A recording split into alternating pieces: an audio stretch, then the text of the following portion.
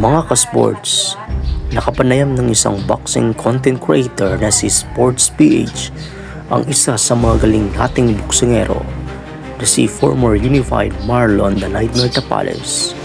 Pinag-uusapan nila ang posibleng pagtutuos nila ng Pinoy undefeated Carl James Martin sa hinaharap.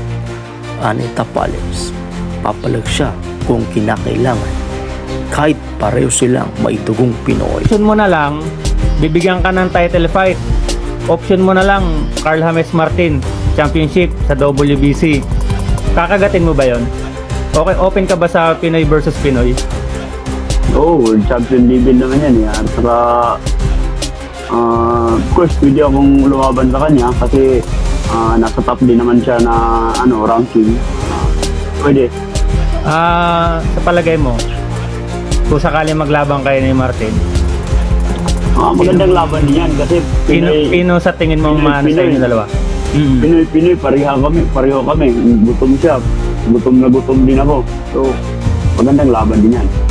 Sa tingin mo, sino sa inyo mas may malaking chance? Ikaw o siya? Hindi ko rin masabi kung sino, pero titiyak ko na mas yung experience ko sa kanya. Bali sa experience talaga magkakatalo.